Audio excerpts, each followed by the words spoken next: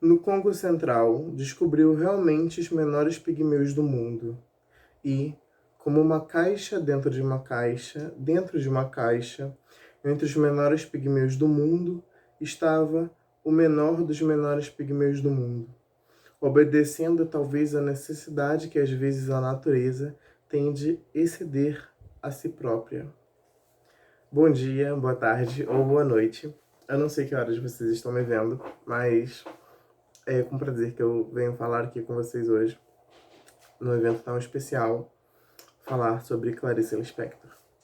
É, Essa citação é uma citação de A Menor Mulher do Mundo, que é o texto que a gente vai tentar ter uma discussão hoje. E é um texto aqui de Laços de Família, um livro que teve a sua primeira publicação em 1960. Eu gostaria de me apresentar, eu já comecei falando sem me apresentar. Meu nome é Giovanni Luz. Eu fui graduando da UF e depois eu fiz minha pesquisa de mestrado na UFRJ. E a minha pesquisa era direcionada a apontar narrativas da Clarice em que ela se mostrasse mais engajada socialmente e politicamente e tentar desmistificar essa velha narrativa que estereotipou a Clarice como uma literatura que talvez geralmente relacionada só ao fluxo de consciência, que não fosse muito preocupada com o que estava à sua volta, né? O que é uma grande inverdade. A gente pode citar várias narrativas em que a Clarice se mostrou muitas vezes muito engajada, muito preocupada politicamente, muito preocupada com o seu redor. A gente tem Mineirinho, A Paixão Segundo de Agassi, a gente lê de uma certa ótica. A Hora da Estrela é o exemplo mais óbvio. E A Menor Mulher do Mundo, que curiosamente está nesse livro aqui, que é o mesmo livro que a gente tem A Imitação da Rosa e Amor, que são contos muito famosos da Clarice. E todas as narrativas giram em torno dessa esfera familiar, dessa esfera muito intimista, né, do lar burguês carioca. E a gente vai encontrar dentro do meio desse livro a menor mulher do mundo, né? Eu acho que é engraçado, eu acho muito simbólico a gente pensar que dentre todas essas mulheres está essa suposta menor mulher do mundo, né? Que é uma pigmeia, uma mulher negra, uma mulher pequena. E eu acho que isso já carrega todo um simbolismo para esse conto, né? Eu não sei se vocês conhecem, mas o conto é uma narrativa sobre um explorador, Marcel Petrie, que tá se aventurando no Congo, e dentre esses pequenos pigmeus, ele encontra essa menor mulher do mundo, que ele a batiza de Pequena Flor. Pessoal, ele vai chamar esse povo de Licoulas. Eu não sei se a pronúncia é essa, né? Mas dando uma pesquisada bem rápida, a gente encontra que Licoula é o nome de um dos 12 departamentos da República do Congo.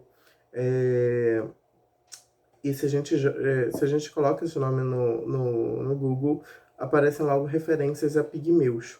Pigmeu é um termo um tanto quanto pejorativo e bem preconceituoso, que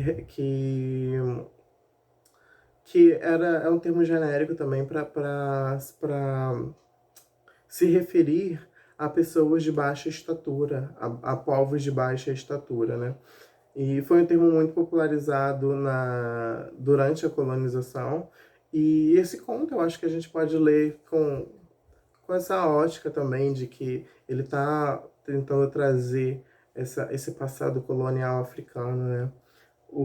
Quando a gente joga essas imagens, quando a gente joga no Google a palavra pigmeu, a gente já consegue encontrar vários exemplos do que o imaginário entende como pigmeu. É, e aí, eu vou ler alguns trechinhos aqui para que a gente consiga trabalhar, né? É, o conto começa com: nas profundezas da África Equatorial, o explorador francês Marcel Petrie caçador e homem do mundo, topou com uma tribo de pigmeus, de uma pequenez surpreendente. Esse então, são as primeiras linhas de A Menor Mulher do Mundo, né?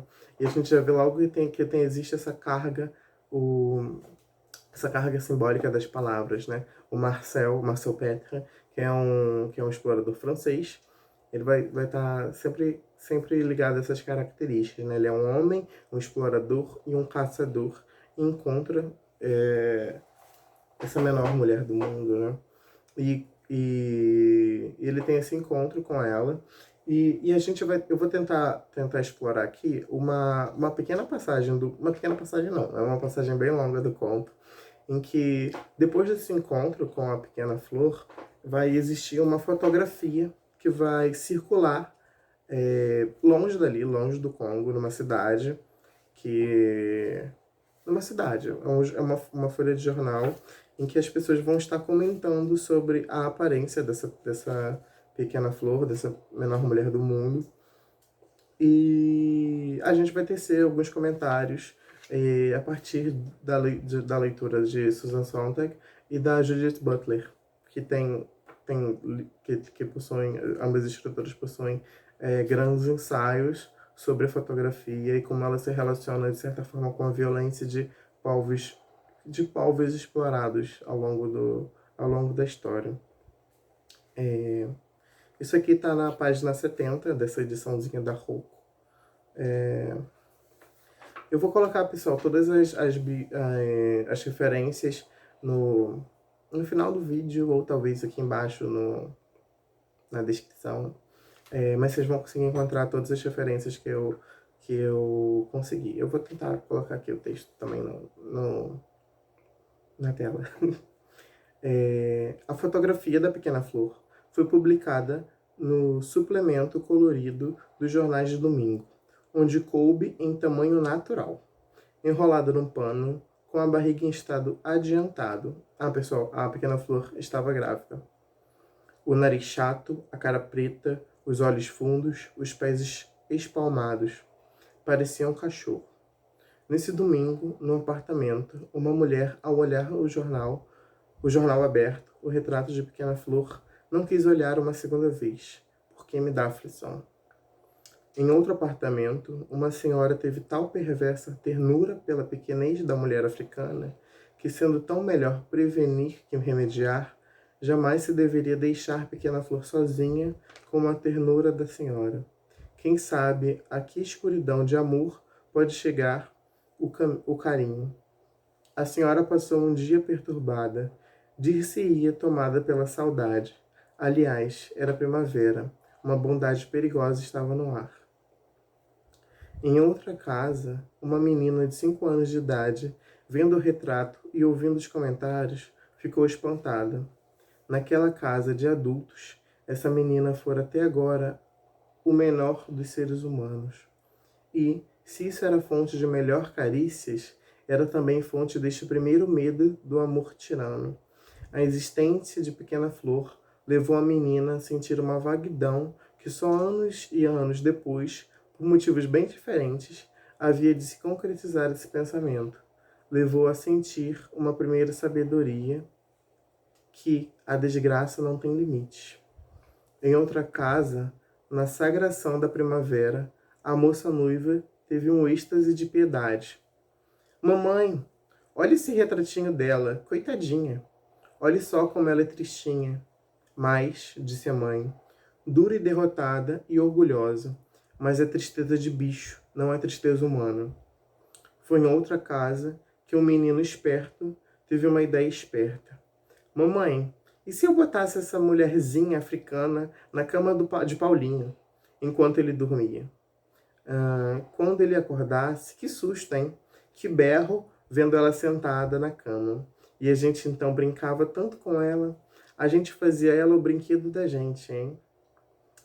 A mãe dele estava nesse instante enrolando os cabelos em frente ao espelho do banheiro e lembrou-se do que uma cozinheira lhe contara no tempo de orfanato. Não tendo boneca com quem brincar, e a maternidade já pulsando terrível no coração das órfãs, as meninas sabidas haviam escondido da freira a morte de uma das garotas. Guardaram o cadáver no armário até a freira sair e brincaram com a menina morta. Deram-lhe banhos e comidinhas, puseram-na de castigo somente para depois poder beijá-la, consolando-a. Disso a mãe lembrou no banheiro e abaixou as mãos pensas, cheias de grampos, e considerou a cruel necessidade de amar. Considerou a malignidade de nosso desejo de ser feliz. Considerou a ferocidade com que queremos brincar e o número de vezes em que mataremos por amor. Então olhou para o filho esperto, como se olhasse para um perigoso estranho, e teve horror da própria alma, que mais que seu corpo havia engendrado aquele seu apto à vida e à felicidade.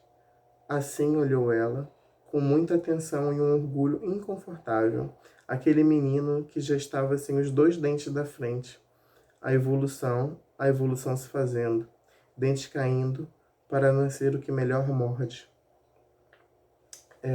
Pessoal, mais à frente vai conseguir. Essa citação é bem grande, eu não vou ler tudo, mas é um texto de fácil acesso. E o que mais me chama a atenção nessa passagem é que existe quase como um jogo de câmeras, né? Existe primeiro um jogo de câmeras e um jogo de tempo, né? Porque se a gente para pensar, quando tem essa passagem do Marcel encontrando a pequena flor, é no passado, mas e depois a imagem circulando no futuro, né? A imagem circulando e as pessoas se relacionando com essa imagem. A Susan Sontag, ela vai ter um livro chamado A Fotografia, e Diante da Dor do Outro, em que ela vai tá pensando como como seres humanos, nos comportamos a partir de uma imagem de guerra. E como vendo povos que não se parecem conosco fisicamente, nós entendemos que nós conseguimos aceitar aquela violência de uma forma mais branda, né? A gente não... E a Judith Butler, aqui em Quadros de Guerra, que é um livro em que ela vai estar falando muito sobre uma relação dos Estados Unidos com o Oriente Médio, falar sobre como a fotografia funciona, se articula como uma máquina de guerra também, né? Uma máquina em que a fotografia é como uma performance dessa violência, né? O registro dessa violência que tá sendo explorada. E aqui ela vai estar falando sobre o direito ao luto que nós sentimos por determinados povos. E quando eu falo povos aqui, eu acho que a gente pode estar... Eu acho que é muito simples, a gente consegue ver em exemplos bem atuais, né? Como a gente está habituado a ver, não só no jornal impresso, mas também na televisão, relatos de pessoas mortas, né? E que pessoas são geralmente essas, né? Eu acho que é muito fácil a gente conseguir traçar esse paralelo de que tipos de pessoas aparecem sempre mortas nesses tipos de jornal, nesses jornais até mais sensacionalistas, e quando a gente pensa nessa pequena flor que está sendo explorada, que não tem nem nome, um nome próprio, né? E como as pessoas desse conto vão se apropriando dessa mulher, como se ela não fosse realmente uma mulher, como se fosse um objeto, um animal, e as pessoas são sempre querendo objetificá-las cada vez mais, né? Ou como uma possível empregada, ou como um brinquedo, ou como um animalzinho. E existe sempre no conto essa ternura desse amor delicado, que é um amor terrível, um amor tirano, né? E é interessante a gente pensar como a Clarice aqui, ela vai tá falando desse próprio um amor doentio, talvez. E como isso também, quando a gente pensa em laços de família, né? A gente está sempre pensando nesse título porque esse conto tá aqui não por um acaso, né? Mas como talvez esse amor familiar seja um amor muito brutal. Indo mais além, existe a pequena flor também, ela é muito, como eu disse, ela está sempre sendo retratada como um animal. É, o Marcel, quando ele vai tá identificando o povo, os Licoulas, né, ele vai falar, o narrador, né, da história vai falar que eles carecem de linguagem, uma linguagem mais desenvolvida. E aí a gente vê aquele preconceito linguístico, né? Que a gente pode até citar o Saussure aqui, que ele vai dizer naquele curso de linguística geral, que não existe uma língua mais sofisticada ou menos sofisticada que uma outra, que a língua se pretende funcionar dentro daquela sociedade. Então não existe como um estrangeiro falar-se uma língua mais desenvolvida ou outra por uma questão lexical. Então existe essa animalização do povo e essa animalização da mulher. E aí mais pra frente no conto, o conto se encerra com... O conto se encerra com a... Como eu falei sobre esse jogo de câmera, é como se a câmera se afastasse de novo dessas pessoas e voltasse pro conto. E aí, eu vou ler essa partezinha que eu também acho bem legal. Quando ele volta para a floresta, né, quando o foco narrativo volta para a floresta, é que a própria coisa rara sentia o peito morno do que pode se chamar de amor. Ela amava aquele explorador, amarelo. Se soubesse falar e dissesse que o amava, ela inflaria de vaidade. Vaidade que diminuiria quando ela acrescentasse que também amava muito o anel do explorador e que amava muito a bota do explorador. E quando este se desenchasse desapontado, pequena flor não compreenderia por quê, pois nem de longe seu amor pelo explorador pode-se mesmo dizer seu profundo amor, porque não, tendo outros recursos, ela estava reduzida à profundeza, pois nem de longe seu profundo amor pelo explorador ficaria desvalorizado pelo fato de que dela também amar sua bota. Há um velho equívoco sobre a palavra amor, e se muitos filhos nascem desse equívoco, tantos outros perderam um único instante de nascer apenas por causa dessa suscetibilidade que exige que seja de mim, que se goste e não do meu dinheiro. Mas na umidade da floresta não há desses refinamentos cruéis. O amor é não ser comido. Amor é achar bonita uma bota. Amor é gostar da cor rara de um homem que não é negro. Amor é rir de amor a um anel que brilha. Pequena flor pescava de amor e rio quente, pequena, grávida, quente. O explorador tentou sorrir-lhe de volta, sem saber exatamente a que abismo seu sorriso respondia. Então, perturbou-se como só um homem de tamanho grande se perturba. Disfarçou, ajeitando melhor o chapéu de explorador, corou púdico. Tornou-se uma cor linda, a sua, de um rosa esverdeado, como a de um limão de madrugada. Ele devia ser azedo. Foi provavelmente ao ajeitar o capacete simbólico que o explorador se chamou à ordem, recuperou com severidade a disciplina de trabalho e recomeçou a anotar. Aprendera a entender algumas das poucas palavras articuladas da tribo e a interpretar sinais. Já conseguiu fazer perguntas. Pequena Flor respondeu-lhe que sim, que era muito bom ter uma árvore para morar, sua mesmo. Pois isso ela não disse, pois seus olhos se tornaram tão escuros que o disseram, pois é bom possuir, é bom possuir, é bom possuir. O explorador pestonejou várias vezes. Marcel Proust teve vários momentos difíceis consigo mesmo, mas pelo menos ocupou-se em tomar notas e notas. Quem não tomou notas é que teve que se arranjar como pôde. Pois, olhe, declarou de repente uma velha fechando o jornal com decisão. Pois olhe, eu só lhe digo uma coisa, Deus sabe o que faz. E aqui o conto se encerra, né? E aí tem novamente esse foco retornando para a cidade, com uma pessoa fechando o jornal como se fechasse aquela narrativa. E a gente pode pensar novamente na Butler, falando como a gente está tentando se livrar da culpa e da responsabilidade de lidar com as mortes que a gente consome, de certa forma, desses povos mais afastados, né? E quando eu falo povos, novamente eu estou dizendo sobre essas minorias que estão sempre sendo negligenciadas. E a gente está pensando Clarice, pensando nisso a partir de Clarice. Uma parte muito importante no conto é quando que uma parte da obra da Clarice, né? A gente pode citar até a Macabeia como exemplo mais óbvio, que existe uma carência de falas na Macabeia, uma carência de linguagem. A Macabeia às vezes não consegue se expressar. Tem uma passagem na Hora da Estrela em que a Macabeia vê um disco voador, só que ela não consegue contar isso porque ela não encontrava palavras para descrever o que aconteceu com ela, né?